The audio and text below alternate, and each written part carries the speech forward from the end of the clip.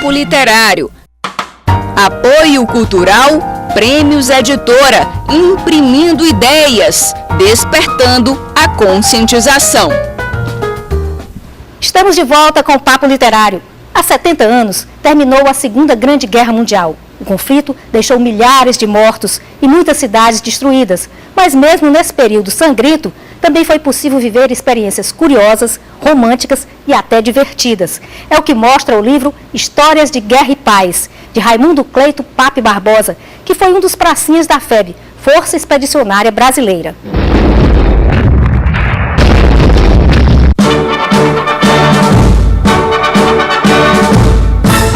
Certamente você já assistiu a filmes sobre a Segunda Grande Guerra Mundial, mostrando a luta dos norte-americanos, ingleses, italianos, franceses e alemães.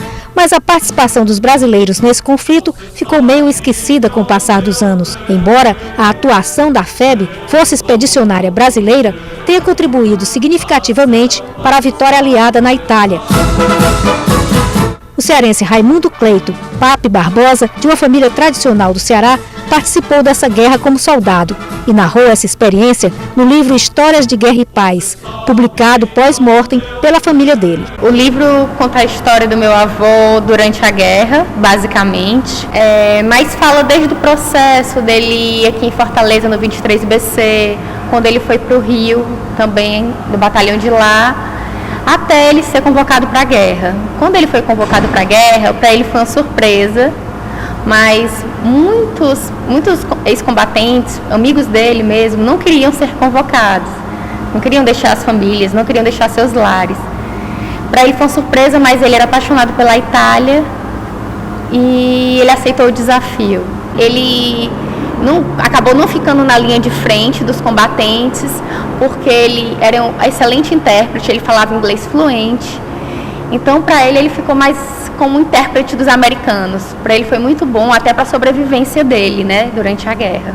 Embora fosse uma época sangrenta, a guerra também proporcionou alguns romances entre brasileiros e italianas. Muitas vezes tiveram várias relações amorosas com vários combatentes durante a guerra.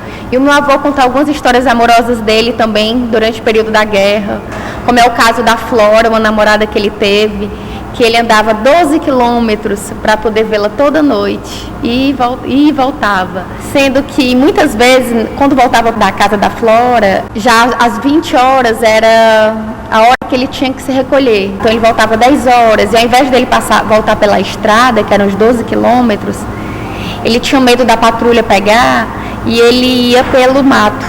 E o mato era cheio de campo minado que os alemães tinham feito. E por Deus, assim, ele não foi morto, porque ele podia pisar numa mina daquela e não tá vivo para contar essa história, né?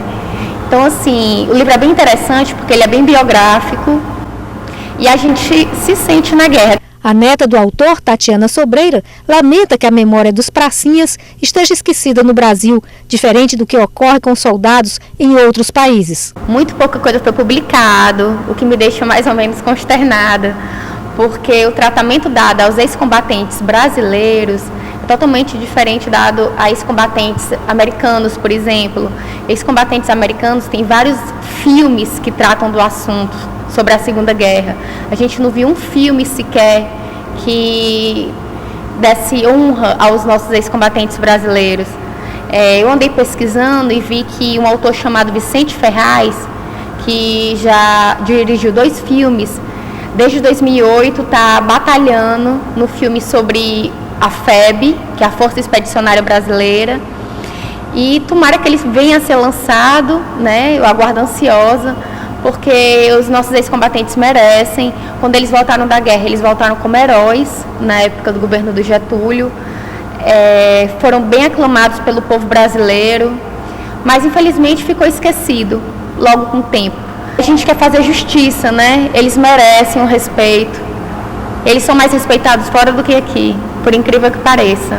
A publicação desse livro é a realização de um sonho do avô de Tatiana, que a família concretizou com grande alegria. A família está bem alegre, pois era um sonho do meu avô ver esse livro publicado. Na época, quando ele voltou da guerra, ele reencontrou minha avó e casaram. como tiveram 3 filhos, a prioridade naquele momento foi a criação dos filhos. Não tinha essa facilidade de ter um livro publicado naquela época, né? Então a família se sente realizando o sonho dele.